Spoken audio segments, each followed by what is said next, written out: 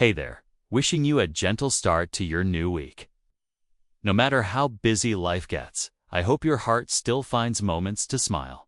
Today, let's sit down for a romantic story with a splash of humor where a clumsy heiress accidentally kicks a stranger, only to discover he's from the rival family her own has clashed with 4 generations. From that one fateful kick, the two begin an endless war of words, throwing shade with pastries, coffee, and yes, lingering stares. But somewhere between the teasing and the tension, something unexpected starts to bloom. Affection. Soft and sneaky. Can a girl with a strong kick and a guy with a sharper tongue find a sweet ending? Or will their wealthy families crush it all with invisible rules and bitter pride? Stick around until the end to find out with us, and if you enjoy this story, don't forget to like and subscribe to Snail Story, where every week we bring you a love story that's a little messy, a little silly, and made just for you. Asterisk, it was a sweltering Friday afternoon in downtown Hillsport, the heat rising in shimmering waves from the asphalt. People bustled through the crowded shopping district, where every sound blended into a chaotic symphony: honking cars, shouting vendors, and the click-clack of high heels on tiled pavement. Among them was Lena Rowan, 25 years old, the only daughter of the Rowan Enterprises conglomerate, dragging herself out of an excruciatingly long meeting. Her white blouse was wrinkled from hunching over in a chair for 3 straight hours. Tugging at the strap of her crossbody bag, she fumbled for her phone and muttered, "I'm going insane. I need to rewatch Die Hard 3 tonight." Lena was nothing like the image people associated with the heiress of a century-old family empire. No dresses, no designer handbags, no elegant walk. She wore a superhero t-shirt, faded sneakers, and had memorized every fight move in John Wick. To her, the world was just a series of missions waiting to be saved with a spinning back kick. And then fate arrived literally. Just a few steps away stood Theo Ashford, 28 years old, heir to the famous Ashford Corporation, leaning casually against an old newspaper stand. Today, he wasn't dressed in a tailored suit. Instead, he wore a plain black t-shirt, ripped jeans, and silver gray sneakers. His tousled black hair and piercing eyes made it hard for passers-by to guess his true identity. He had just bumped into an old friend and was waiting for a ride. When it all began, a man in a gray hoodie slipped swiftly through the crowd. In a flash, he snatched a wallet from the bag of an elderly woman choosing fruit at a roadside stall. Just as quickly, he turned to flee. Unfortunately for him, Theo's eyes were sharp as a hawk's. Setting down his water bottle, Theo stepped forward and blocked the thief's path. "Give it back, or I'll call the police." Startled, the man panicked, tossed the wallet toward Theo, and bolted into the crowd. The wallet flew through the air. Theo caught it with one hand, about to call out to the woman. But before he could, a shrill voice pierced the chaos. "Accomplice? Get him." Lena had just looked up from her phone and caught the scene. In her head, a full action movie script kicked in. A thief just threw stolen goods to his lookout, stationed at the end of the street. Everything fit just like in the movies. Without hesitation, Lena sprang into action. Yeah. Spinning back kick, learned from the YouTube video Top 5 Most Powerful Kicks of All Time, launched straight at Theo. Caught off guard, he dodged but lost balance and fell hard onto the sidewalk. The wallet slipped from his hand. Lena didn't waste a second. She pounced, straddled his back, pinned his arms, pulled out a green silk scarf from her pocket, and started tying his hands. "Got him. Call the cops." Theo shouted, "Are you out of your mind? I'm not his accomplice. Liar. I saw it with my own eyes." Holding the victim's wallet. "Huh?" Lena snapped, triumphant. A crowd began to gather, some laughing, others filming with their phones. The elderly woman, just realizing something was off, turned around and stared at the bizarre sight of Lena pinning a man to the ground. "Wait, my wallet," she murmured, checking her bag and realizing it was gone. Looking around, she picked it up off the sidewalk, confused. Who took it? "I didn't even know it was missing." Lena pointed her chin at Theo. Him, the accomplice. He was holding it. Theo gritted his teeth. "I caught the wallet the thief threw. I'm not a criminal." "Are you blind?" Lena eyed his scruffy clothes, the cold look on his face, and muttered, "Totally looks like one of those wanted posters." At that moment, police sirens wailed. 2 officers arrived. The older one approached, hand on his cuffs. "What's going on here?" Lena pointed. "I caught the accomplice. I saw him holding the victim's wallet with my own eyes." Theo stood up, dusted off his jeans, and sighed. "She's making things up. I stopped the thief, got kicked, and tied up." The elderly woman spoke up. I'm not sure who took my wallet. I only noticed something was wrong after all the commotion." The police decided to take both of them in to sort things out. In the car, Lena held her head high like a victorious warrior. Theo, meanwhile, leaned his head against the window and muttered, "What a walking disaster at the station." The security footage revealed the truth. The real thief had thrown the wallet at Theo, who caught it just before being kicked into oblivion. The officer turned to Lena. "You were mistaken. He's not the criminal." Lena was speechless. Then why was he holding the wallet? 'Cause he didn't ignore someone being robbed. Theo cut in, voice laced with sarcasm.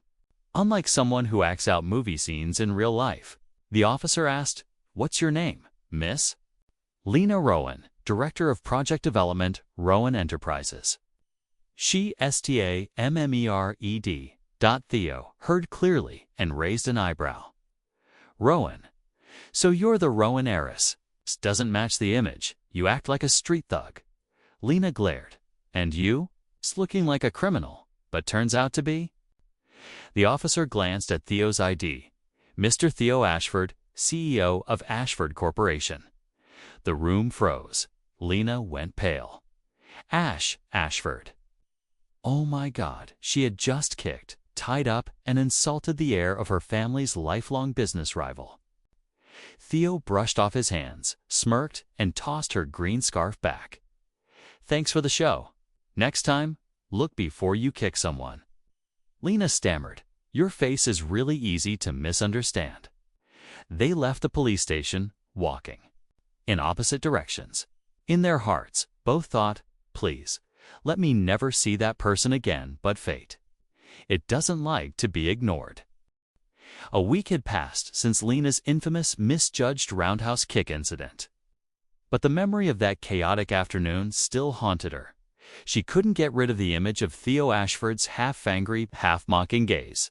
The man she'd mistaken for an accomplice, tied up with a green silk scarf, and handed over to the police like a prize. That guy is definitely out there somewhere. Cursing me into oblivion, she muttered inwardly as she entered the lobby of the Five Seasons Hotel, the venue for a high-stakes contract signing with an international partner.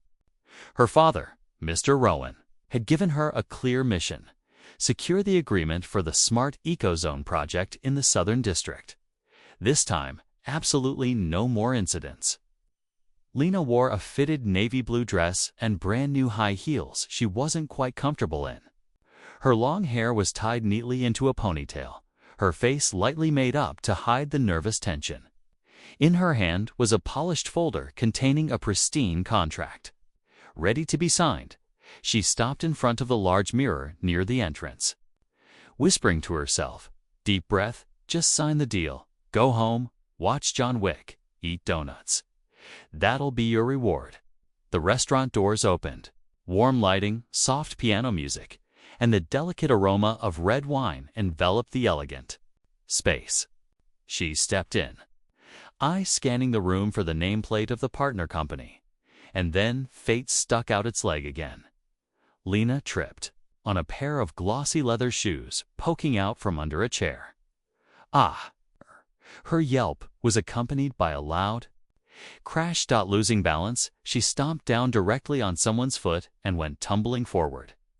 Her arm swung out right into a glass of red wine someone was lifting, and just like that, Bordeaux spilled in a glorious splash across a luxurious silver-gray suit. The wine soaked into the crisp white shirt, forming a dramatic red stain like a car crash on fabric. She looked up. Fate flicked her forehead again. It was none other than Theo Ashford, now in full executive armor, tailored suit, slicked back hair, and a face straight out of a financial magazine. He was seated across from a classy, middle-aged woman, an important client of Ashford Corporation. The wine glass still hovered in his hand, now half empty. His suit, however, had become an overpriced wine rag. The entire table froze. The woman blinked in shock. Lena stood there like a statue. "You again?" Theo said, visibly stunned, then frowned. "I was just wondering what you'd pull off next. Throw a whole bottle of wine. I didn't see your foot sticking out," Lena stammered. The woman asked curiously, "Do you two know each other?" "No." They both snapped in unison, immediately turning to glare daggers at each other. "I've only met her once, and I got kicked into the sidewalk." Theo scoffed, standing up to wipe his suit, the napkin hopeless against the red mess. "Now, thanks to her, I've been baptized in wine. And I just tripped over your foot in the middle of a high-end restaurant like it was a pothole." Lena crossed her arms. "I'm not a superhero, okay? I didn't know you were going to stick your leg out like that." "I was sitting in my seat." He pointed under the table. "It's people who walk like you that cause accidents." Whispers began to rise from nearby tables. A server rushed over, looking panicked. Sirs, could you please lower your voices?" The client hesitated, then asked gently, "So what exactly is your relationship?"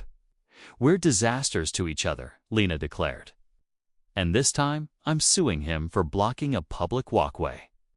Then, I'm suing her for ruining my $8,000 suit." Theo shot back without missing a beat. The argument escalated to such a level that the restaurant manager himself came out and politely invited them both to take it outside. The entire dining room watched as the two were escorted out like a live sitcom episode. In the lobby, Lena folded her arms, eyes blazing. "Because of you, I lost my chance to close the deal. Because of you, I'm about to lose a major client. Do you think Bordeaux grows on trees? You act all high and mighty, but who knows what's under that fancy exterior, and you, living in a movie fantasy. First you kick me, now you drench me. What's next, shoving me into a fountain?" He gave a dry laugh.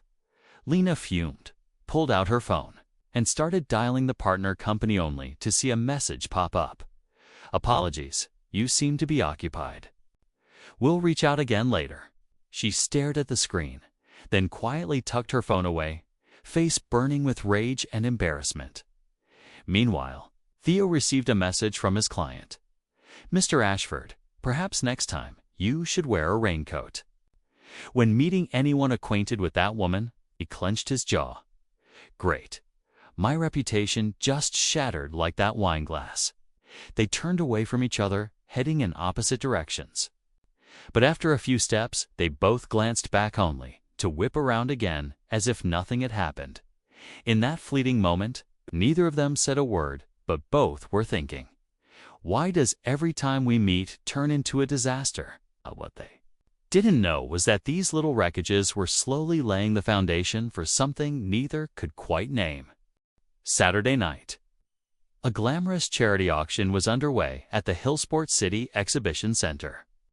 It was the kind of annual event that brought out the high society where massive corporations showed up not just to do good, but more so, to show off who was more generous.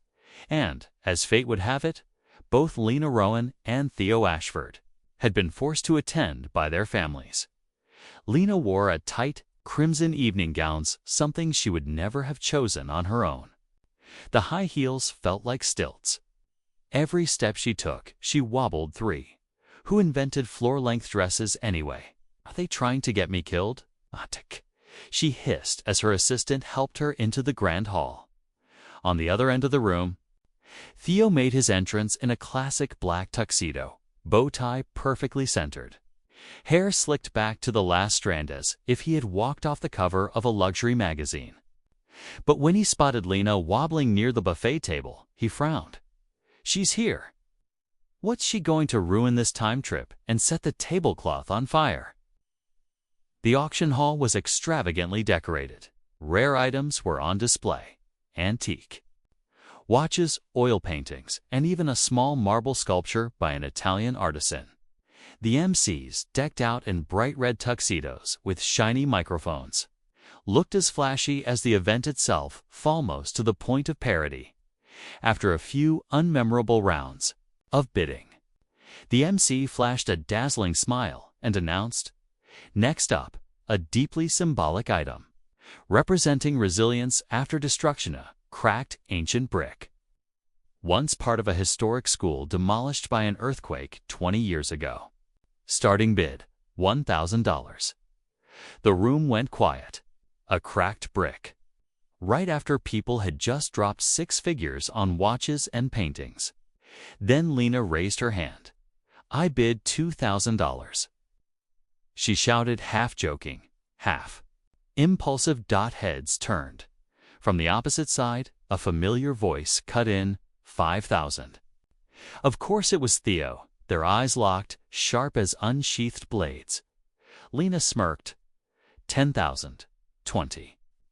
Theo raised one brow.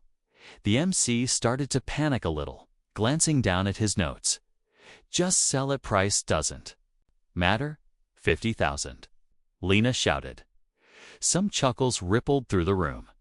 The crowd started buzzing.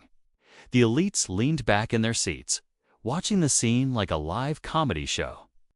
No one cared about the brick anymore. They were laser-focused on the 2 eternal rivals, who were now bidding like they were dueling in an arena. 100,000. Theo said calmly, but with unmistakable challenge. The MC stammered. Ladies and gentlemen, just a reminder. This is, a brick, a cracked one, 200,000. Lena fired back. It's a piece of history. 500,000. Theo leaned back smugly, giving her a sidelong glance. Some people might want to bow out gracefully. The room buzzed with gasps. Phones came out. A real estate mogul whispered to the man beside him. First time I've seen Rowan and Ashford heirs duel over a brick. Lena narrowed her eyes. Reason had long since left the building. Her brain now only had 3 words. Not gonna lose. She raised her hand high. $800,000. 1 million. Theo said coolly, like he'd just dropped a bomb on the marble floor. The entire room fell silent. The MC turned pale and slammed the gavel with a shaky hand. All right then, the cracked historical brick is sold to Mr. Theo Ashford for $1 million. Applause followed, not for the brick, but because the whole thing was just too hilarious to handle. Lena crossed her arms, smirking. Congratulations, $1 million for a piece of rubble. Thank you. Theo accepted the brick from an event staffer like he'd just won a championship. I'll display it at home to remember you. She arched an eyebrow, to remind yourself never to attend an auction again. No, to remember the day I got swept into the dumbest whirlwind of my life. They walked off the stage, each collecting a flurry of look-sequel parts, baffled and delighted. Someone whispered, I'm shipping this couple hard. Outside, under the shimmering lights of the grand entrance, Lena turned to Theo. You're completely insane. You started it, he shrugged. I just joined the party. That brick is yours now. What are you going to do with it? She asked, half teasing, half curious. Might put it on my desk, he said, glancing upward. So every time I see it, I'll remember to steer clear of women in red dresses and heels that sound like they're trying to stomp through a battlefield. She laughed, tried to hide it, failed, then they turned and walked away in opposite directions, seemingly firm and final. But both of them felt it's something new, strange. Stirring quietly inside, this ridiculous battle might have been the most fun either of them had had in a long time. After the infamous $1 million cracked brick auction, the names Lena Rowan and Theo Ashford suddenly became the most talked-about couple in the secret circles of Hillsport's young business elite. A photo of the two standing on stage, shooting daggers at each other with their eyes, quickly became meme material. When you hate each other, but the universe ships you hard. He throws $1 million, she throws killer looks. Modern romance. Lena rolled her eyes every time she saw one butt somehow. Every time she looked at Theo's stern face in the photo. She couldn't help giggling. Stubborn jerk, but also kind of cute, she thought, before smacking herself in the face with a pillow. 1 week later, they accidentally bumped into each other again, this time at a closed-door conference on sustainable construction technology, where all the major corporations sent representatives to present. Lena was representing Rowan. She'd spent 3 sleepless nights preparing her presentation, even practicing in front of a mirror until her throat went dry. Dressed in a light gray pantsuit, her hair tied in a sleek bun, she walked into the hall with her laptop tucked under her arm, muttering, "No tripping. No spilling drinks, no saying anything dumb. No mention of John Wick." Once on stage, walking through her slides and charts, everything seemed to go smoothly, until her gaze drifted to the front row. Him, Theo Ashford. Black suit, silver tie, holding a coffee cup, leaning casually back in his seat, wearing that signature smirk. His eyes weren't angry now. They looked curious. Lena faltered for half a second, took a deep breath, and forced herself to keep going with fake calm. But just as she reached the section on system resilience under sudden disruptions, Theo raised his hand. The organizers handed him a mic. "Apologies, I'm Theo Ashford, representing Ashford Energy. I just have one question. Your system is highly resilient, but what if it gets hit with a surprise roundhouse kick from someone? Will it still hold up?" The room erupted in laughter. Lena clenched her jaw. This jerk bringing up old stories. Still. Smiling professionally, she took the mic. "Thank you, Mr. Ashford. Our system is designed to withstand even an 8.0 earthquakes. A blind kick shouldn't be a problem." Louder laughter, she added, sweetly, "And if Bordeaux is spilled on it, the system auto-recovers, no need to spend $1 million on repairs." Applause rang out. Theo smirked and nodded. Bad. The presentation ended in success. As Lena stepped down from the stage, several people came over to shake her hand. And surprisingly, in a quiet hallway corner, Theo was leaning against a wall, hands in his pockets. Watching her? "Not bad," he said. "Not bad." Lena tilted her head. "I thought I deserved at least a genius. Minus the part where you kicked someone for no reason, sure, almost genius." He gave a small smile. Lena chuckled. They walked out of the conference room side by side. No one said much, but the air between them no longer felt sharp. On the steps outside, Lena's heel caught. She stumbled slightly, and Theo instinctively reached out to steady her. "Careful. Let's not end your genius career with a spectacular fall." "If I go down, I'm taking you with me," she muttered. The next day, at a small cafe in the old quarter, Lena was hunched over her laptop and a stack of documents when, unsurprisingly, she knocked over her latte. "Oh, no napkins? Where are the napkins?" She panicked from the table behind her. Someone stood up and handed her a gray cloth handkerchief. She looked up. It was Theo. No suit today, just a crisp white shirt and dark trousers. Simple, clean, relaxed. still undefeated at spilling. Things, huh? He teased. I know. No need to remind me, she glared, but took the cloth and wiped the table. Thanks, though. For the first time, she didn't return it right away. She folded the handkerchief neatly and placed it at the corner of the table as he turned to leave. She bit her lip, then suddenly called out, "You don't have to be nice to me. Who said I'm being nice?" Theo turned, squinting. Slightly. I just don't want the staff to break their backs mopping up after you. Lena laughed. But inside, something soft was blooming warm, quiet, and unnamed. From that day on, they started texting at first. It was pure banter. Lena, you just broke the world record for smug smirks. Congrats, Theo, you still hold the world record for tripping. Unbeatable. Lena, next time we meet, stop looking at me like I'm going to pour coffee on you again. Theo, already ordering a waterproof suit. Just in case, then it became a habit.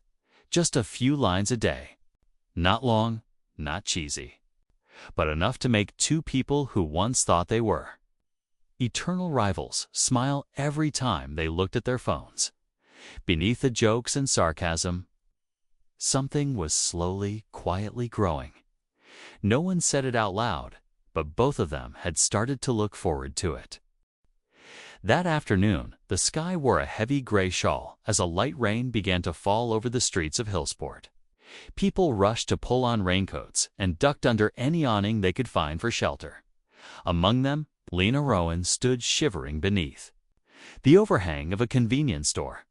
Her thin blazer was soaked, hair sticking to her cheeks, and her arms clutched a stack of soggy documents ruined because she forgot her waterproof folder. Brilliant, a genius who forgets her umbrella. She muttered through chattering teeth, angry at herself. She had just left a draining meeting. Her boss had asked her to completely redo the project plan for being not competitive enough. She was frustrated, cold, hungry, and too tired to keep pretending to be strong.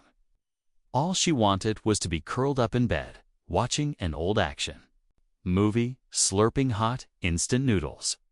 The rain grew heavier. She looked down at her soaked shoes. Inside, a wave of emptiness welled up, and then a sleek black car pulled up and stopped right in front of her. The window rolled down, and a familiar deep voice called out, "Lena Rowan, caught without an umbrella." Shocking. The billion-dollar heiress doesn't know how to dodge a little rain. She looked up. It was Theo Ashford. He wore a crisp white shirt, one arm resting casually on the steering wheel, his eyes twinkling with teasing amusement, but softer than usual. Jazz music played gently from the car, casting a warm glow in contrast to the cold outside. "I don't need you worrying. I'm standing here for spiritual cleansing," she replied, shivering, cleansing, or not. "You're shaking like a leaf," he said, unlocking the passenger door. "Get in before you completely dissolve." Lena hesitated, but the chill creeping down her spine gave her no choice. She climbed into the car, still hugging the wet bundle of documents. "Don't think I needed saving, okay?" "Wouldn't dare," Theo said. "I'm just rescuing those documents that are on life support." They sat in silence for a while. Only the sound of the windshield wipers and Lena's long sighs filled the space. "Rough day?" he asked gently. She didn't answer right away. Her eyes stayed on the window as she whispered, "My boss said my plan lacked innovation even though I pulled 3 all-nighters. Now I'm soaked, freezing, starving, and sitting next to a guy I once kicked into the sidewalk." He chuckled softly. "Well, 50% of that's your own doing. And the other 50% is the universe's fault. It clearly has it out for me." For the first time, his smile wasn't sarcastic. It was quiet, almost tender. "The universe? Used to mess with me, too." She turned to him, surprised. "I used to do everything to make my family proud. Every project had to be perfect. Every presentation flawless. I kept my image clean. polished, proper, but no one ever asked if I was tired. Lena looked at him, and for a moment she didn't see the cold, calculated Theo. She saw a man quietly exhausted from playing the role of ideal heir. "I know how that feels," she murmured. "When I was little, I was always alone. My parents worked non-stop. I used to pretend I was a superhero in my room. One time, I jumped off the bed, thought I could fly, broke my arm, but I hid it. Didn't want to bother anyone. Did it hurt a lot? Yeah. But I wrapped it in a cold towel and stayed still for 2 days. When they finally noticed, I said, 'It's fine. I'm a superhero.' They laughed. I laughed too, but the pain didn't go away." The car went silent outside. The rain tapped softly on the windows, like memories, echoing in rhythm. No words were spoken, but something had shifted. An invisible thread of understanding now tied them together. Not through jokes or rivalry, but shared solitude. Theo opened the glove compartment and pulled out a small pouch. From it, he took a handmade bracelet woven from rough rope with a few colorful wooden beads. "The kids at the shelter last week gave me this. I wasn't going to keep it, but it somehow reminded me of you." "Of me? What, do I look like a rope?" Lena narrowed her eyes. "No, you're like this rope, awkward, maybe, but unbreakable." He placed it gently into her hand. Lena held the bracelet, fingers brushing over the coarse texture, eyes softening. "Thank you.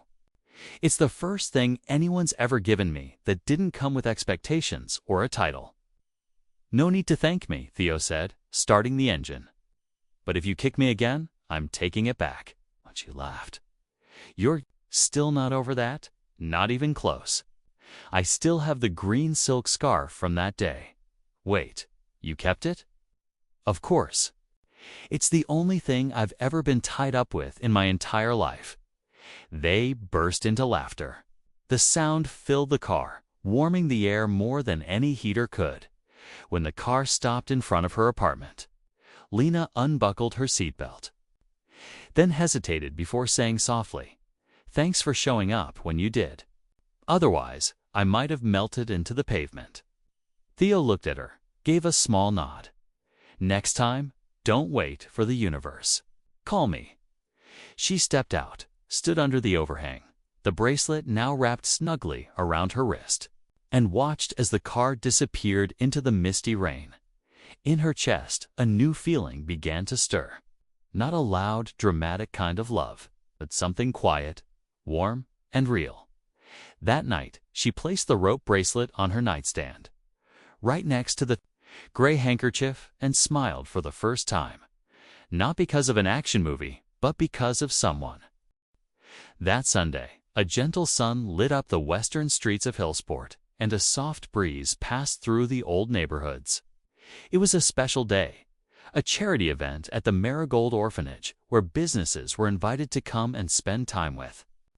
The children, Lena Rowan, arrived in a plain white t-shirt, faded jeans, and her hair tied up high. She wasn't there for publicity. She came because she remembered the lonely days of her childhood days spent drawing alone, wishing someone would sit beside her. She brought a box full of crayons and paper, and now she sat in the center of the courtyard, surrounded by giggling children. "Miss Lena, draw me a superhero, please." "Miss Lena, you smile like Elsa, but dress like Spider-Man." She laughed, ruffling the little girl's hair. "That's because I'm the failed version of both." At the far end of the courtyard, Theo Ashford was playing basketball with a group of older boys. His shirt was wrinkled, sleeves rolled up, forehead slick with sweat, but for the first time, his eyes had lost that usual cold sharpness. A perfect three-point shot made the kids erupt in cheers. He turned, jogging over to the bench to grab his water bottle, then paused, eyes locking onto a familiar scene. Lena, squatting down, carefully folding a paper crane for a little girl. Her hair was messy, shirt splashed with watercolor, but her smile was brighter than the afternoon sun. He froze. For a moment, everything felt peaceful. She looked up, and their eyes met. Both stood still. "What are you doing here?" "Spying." "On me?" she teased. "Hardly," he smirked. "I'm here for the kids, not you." Before either could throw another jab, a young girl ran up to Lena and shoved a tiny handmade bracelet into her hand-red thread strung with colorful plastic beads. "Miss Lena, I made this for you." Lena beamed and slipped it on. Touched.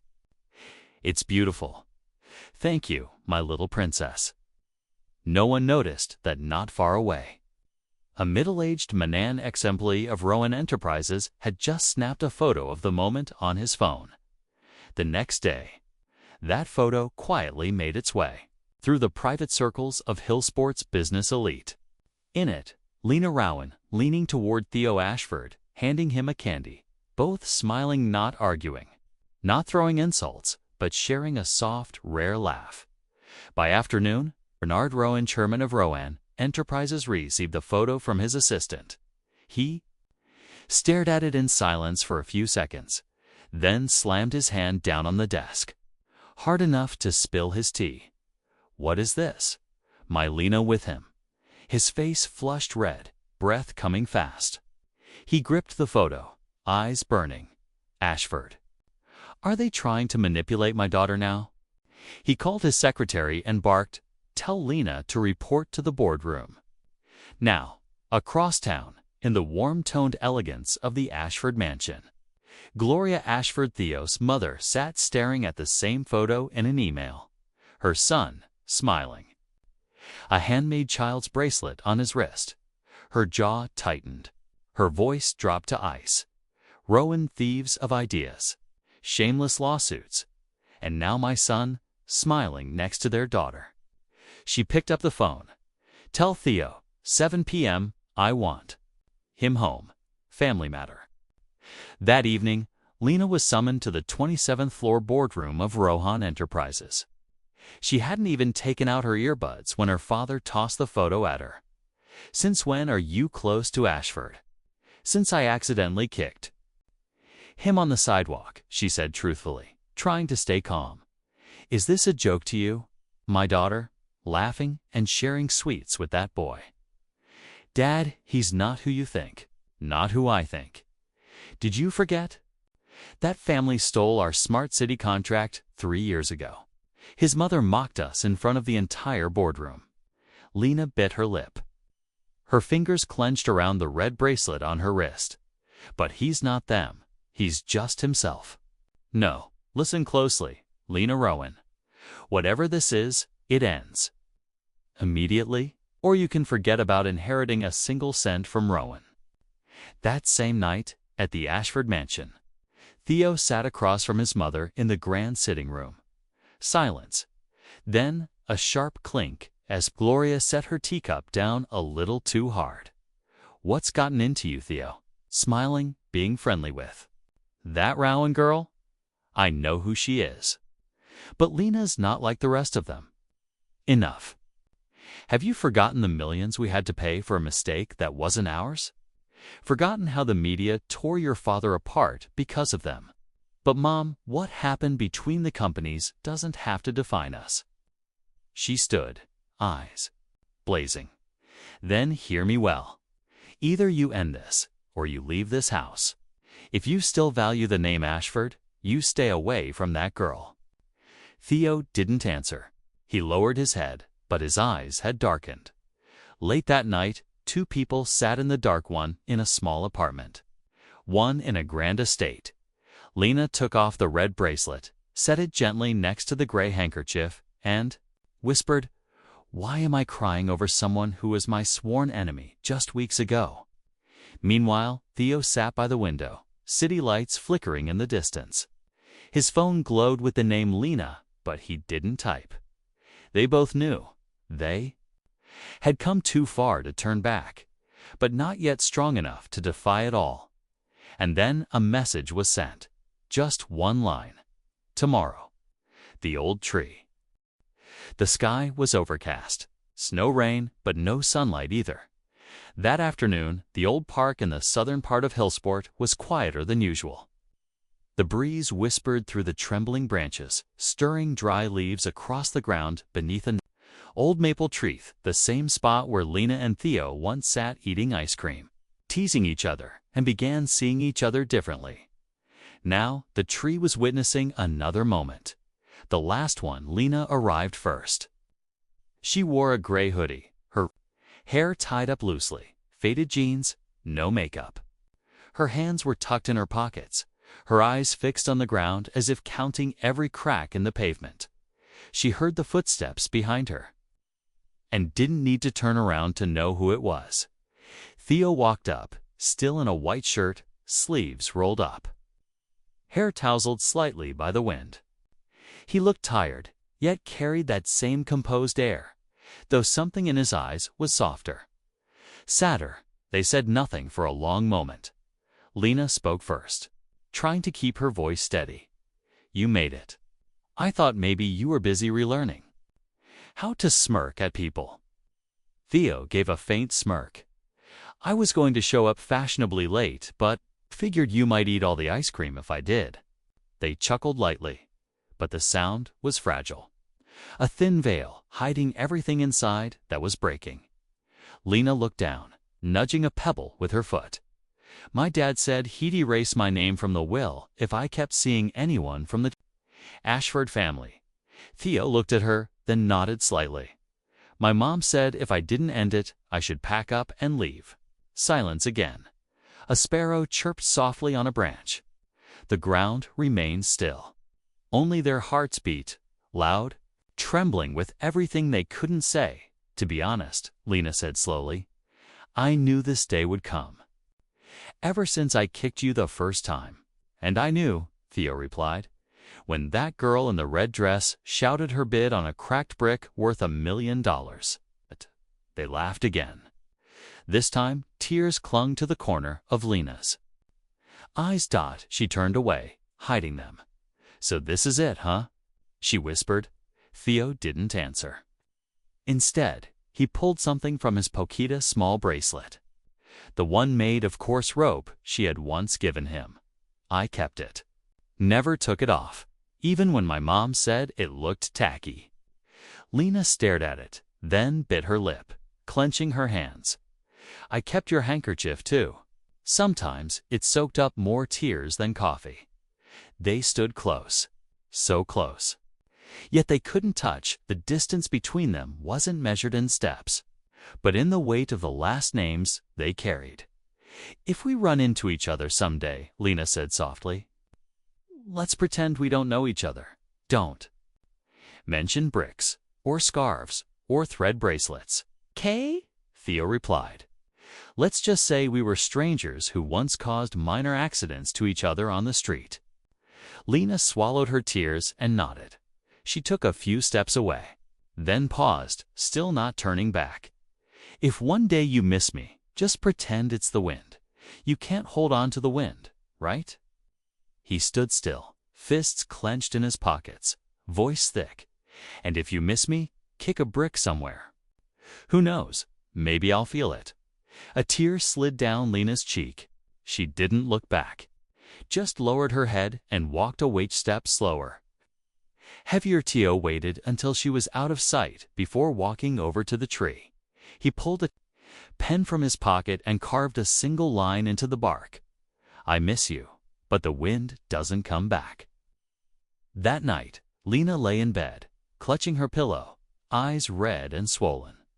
On the nightstand, the rope bracelet and the gray handkerchief lay side by side. She couldn't bring herself to look at them. "Why does it hurt so much when I always knew this was impossible?" Across the city, Theo lay on the sofa, staring at the ceiling. He turned on his phone and typed into a message, "Are you okay?" But then he erased it. He turned off the phone, gripped the bracelet still wrapped around his wrist, and whispered, "Lena Rowan, you were the first storm that ever made me want to stay." But that storm had already passed. That night, the rain drizzled down as if trying to remind her of something she'd rather forget. It had been over a week since their breakup under the old maple tree. and Lena Rowan had been living in what she described to herself as half-existence. She still showed up at work, still dressed in tailored suits, still spoke clearly in meetings, but everyone around her noticed she smiled less, and the spark in her eyes had dimmed. She had tried everything to forget, rewatching her favorite action series, sweating it out in kickboxing classes, even deleting Theo from her contacts. But somehow, the quieter the night, the louder the memories became. That Friday night, Lena sat alone in her apartment. Oversized t-shirt, messy bun, a cheap bottle of wine from the supermarket, and a box of cold fries. She lifted her glass. Drinking for a stupid reason is still a reason. One glass, then two, then three, and as the alcohol seeped into her veins, so did the ache of missing him so sharp she could hardly breathe. She missed his crooked smirk. She missed how he teased her, how he handed her that handkerchief, how he'd simply sit and listen. She missed his eyes that quiet moment before they walked away from each other. She pushed herself up, staggering. No, I need to see him, even if it's just to call him a jerk one last time. No umbrella, no makeup. It's just a coat, her old sneakers, and an ache that had nowhere else to go. She didn't remember exactly how she got there. Her mind foggy, but she still knew his apartment, building like the back of her hand. In the cold rain, she banged on his door. Theo Ashford. Open the door. I know you're home. If you're gonna hide, at least hide better. Inside, Theo sat on the couch, a cold coffee in his hand, eyes fixed on the bracelet Lena had given him. It was still wrapped around his wrist. He hadn't taken it off since the day they said goodbye. He hadn't planned to open the door. But then, her voice broke through, a trembling, slurred, but unmistakably her. You idiot, open the door, or I swear I'll write my name on your forehead again. He stood up. The door opened, and Lena, soaked from head to toe, threw herself into his arms. You're such an idiot. I miss you. You hear me? I miss you so much I'm losing my mind. Theo was frozen, her head pressed against his chest, her breath thick with wine, her eyes red from rain and tears. I know we shouldn't. I know my dad hates it. I know all of it. But I can't do this anymore. She clung to him like if she let go, she might fall apart right there. Theo gently took her by the shoulders, pulling her back just enough to look into her eyes. Lena, how much did you drink? I don't remember, but enough to know I can't forget you. He sighed and led her inside, grabbed a towel to dry her hair, handed her a glass of water. Drink this. Then we'll talk. But she had already passed out on his shoulder, still mumbling. If I wake up, I'm gonna kick you for making me miss you this much, he chuckled softly. He laid her down gently on the sofa, pulled a blanket over her. As he brushed her hair from her face, his eyes caught something scribbled in marker on his cheek. You're mine? He blinked, then burst into a quiet, breathless laugh. Lena Rowan, you really are the most adorable disaster of my life. The next morning, Lena woke with a pounding headache and a rising sense of panic. Soft sunlight filtered through the curtains. She opened her eyes and realized she was on someone's couch blanket tucked over her. Then she turned, thought Theo was sitting at the dining table, reading the paper, a faint smudge still on his cheek. What happened? She stammered. Morning. You screamed at me, hugged me, then passed out. No kicking involved, so I guess I got lucky, he said, without looking up. She clutched her head. Oh God, did I write something on your face? Yup, you're mine. In marker left cheek. He pulled up a video on his phone. A tipsy Lena, laughing like a kid, scribbling on his face. Delete that. She squealed, her face turning crimson. He laughed, but this time there was no teasing. He stood up, walked over, and sat beside her. Serious now. Lena, you might not remember everything you said last night, but I remember it all. She bit her lip, unable to meet his gaze. He took her hand. "I miss you too. So much. And now I don't want to lose you again." "But what about your family? Your mom?" she asked, her voice trembling. "Screw them." His voice was soft, but resolute. "I've lived for their expectations long enough. Now I choose me." Tears welled in her eyes. "Then I'll choose too. Even if my dad kicks me out, you still have a home. Right here." He touched his chest. "A small place just for you." They held each other. This time, not out of impulse, not because of alcohol, but because they had made a choice. A real one. That afternoon, they left the city together. No fanfare, no goodbyes. Just two people smiling, hand in hand, stepping into a new journey, destination unknown, but one thing certain: they were going together. In early March, the Goldwyn Mountains carried a gentle chill. No rain, but a soft mist veiled the roads each morning. There was a small town named Maple Hollow, with just one main street, a couple of old grocery stores, and a tiny post office.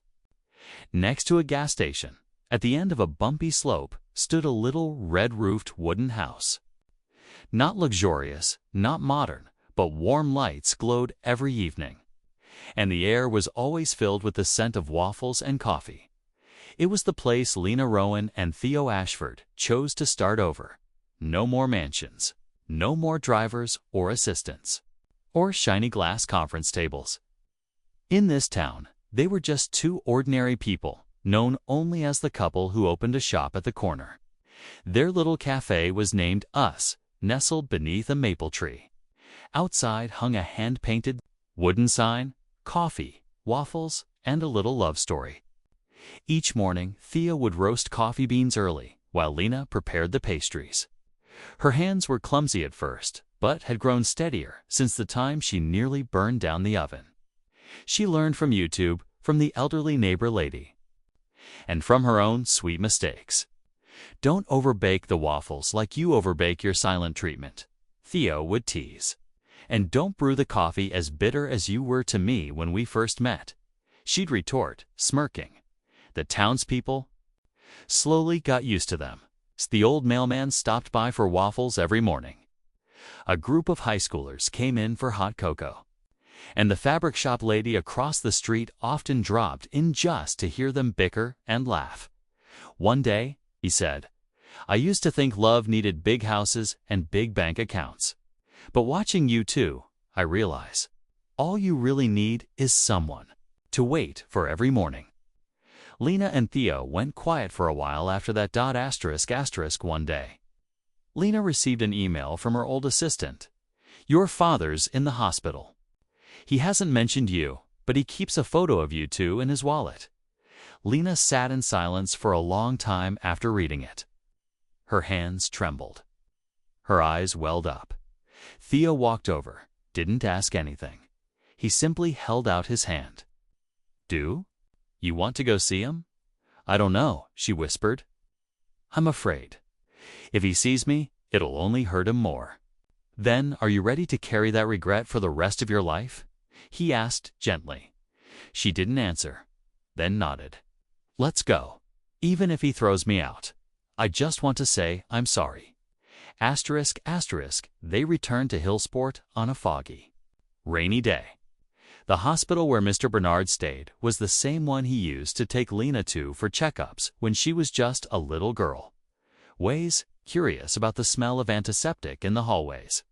When she walked into the room, Mr. Bernard turned away. But there was a glimmer of moisture in his eyes. Lena stepped closer, sat at the edge of the bed, and took out a gray handkerchief from her pocket. "Dad, I'm sorry, but for the first time, I'm living as myself. No longer afraid of reputation. No longer chasing a legacy. I live in a town where no one knows my name. I bake, I brew coffee. We bicker every morning. But Dad, I'm happy, truly happy." Silence thickened the air. Mr. Bernard didn't look at her. He just murmured, "You still drop things all the time." She froze, then smiled through tears. Yes, I dropped a whole dynasty, but I picked up a little love. He said nothing more. But his hand gently clasped hers. Asterisk, asterisk, they left the hospital, rain still falling. But Lena felt lighter, as if she'd just laid down a lifetime of burden. When they returned to Maple Hollow that night, the lights in their little wooden home were still glowing. On the cafe door was a note written in a child's scrawl. The town's favorite couple back already. Any waffles left? Miko and the Waffle Watch Ganglina laughed. Theo wrapped an arm around her shoulder, squeezing gently. We're no longer Rowan or Ashford. Nope, just Lena and Theo, coffee makers and sellers of a little bit of love. She rested her head on his shoulder, and for the first time in their lives, they felt truly free.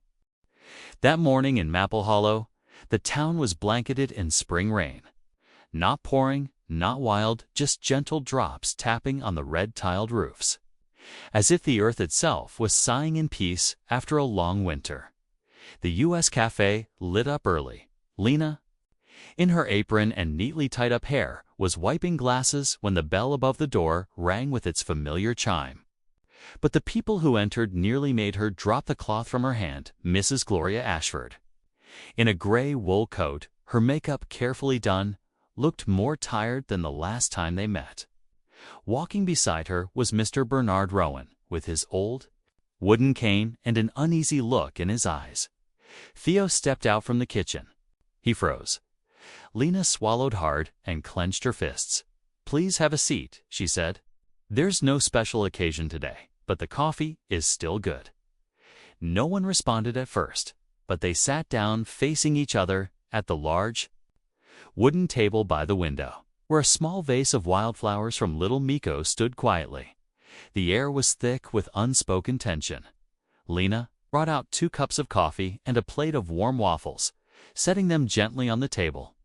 Her hands were trembling slightly. Mrs. Gloria took a sip, and then murmured softly, "This coffee tastes just like the one my husband used to make. It's good." Mr. Bernard frowned at the waffles. This girl used to burn the entire oven down, and now she's baking. No one laughed. But the tone, the way they spoke, was no longer cold. No judgment. It felt like a beginning. Theo slowly took a seat beside Lena. We didn't invite you here to beg for forgiveness. We just wanted to share a little taste of the simple happiness we've chosen. Lena nodded. I'm no longer a CEO. I don't need the Rowan or Ashford names to live. But I'm still your daughter, Dad, and I still hope I can greet you, ma'am, as just a normal daughter-in-law. Silence stretched across the table. Then, unexpectedly, Mrs. Gloria let out a sigh. I used to think love was an investment, something that must return profit, bring benefits, and never fail. But seeing you two in this little cafe, maybe I've been investing wrong all my life. She turned to Bernard with a faint smile. Bernard, do you remember the year we almost opened a bookstore chain together? I do. Your grandfather accused us of stealing ideas, and your side responded with a 15-meter banner that read, "Copycats don't make entrepreneurs." She SMIRKED. Mr. Bernard chuckled, snorting lightly. Looking back now, we were such children. The cafe fell into a quiet pause. Then a small laugh echoed. Light, like the rain gently tapping the windows. Who would have thought that a feud between 2 families could be washed away by coffee and waffles? Later that afternoon, the elders stood ready to leave before turning away. Mr. Bernard placed his hand gently on Lena's shoulder and whispered, "If you were ever my disappointment, then today I was wrong." Mrs. Gloria stepped closer to Theo, adjusting the collar of his shirt like a mother who hadn't touched her son in years. As long as you don't overbrew the coffee, I'll keep coming back. Theo nodded, a quiet smile on his lips. That evening, the rain stopped. The U.S. cafe closed early. Lena and Theo sat together on the porch. She leaned her head on his shoulder, eyes watching the drifting clouds. "Do you think this will last?" she asked. "I don't know," he replied. "But if it rains again tomorrow, we'll open early just to make them another cup. And if it's sunny, then we'll go out, buy some thread, and remake that old bracelet." Lena laughed softly. Then gently, she tightened her grip on his hand. No bricks, no stones, no legacy names. Just two people, one little cafe, and a love true enough to strain or shine. At the bottom of the U.S. cafe menu, someone had scribbled a line in pencil. They were once two people who couldn't be together, and then they simply chose to love. Asterisk, so this story, which began with an unfortunate kick and endless sharp-tongued arguments, has come to an end with a little coffee shop. Two people baking with their own hands, and two once feuding families finally sitting down together. Some love stories don't begin with roses or diamond rings. They start with a clumsy handkerchief, a string bracelet, and a few silly teases that turn out to mean everything. Lena and Theo's journey reminds us, happiness doesn't have to be loud, just real and brave enough to hold on. Thank you for staying with us until the very end. If this story made you smile at any point, we'd love to hear about it in the comments. And don't forget to like and subscribe to Snail Story, so whenever you need a little tenderness, we'll always have a story waiting just for you.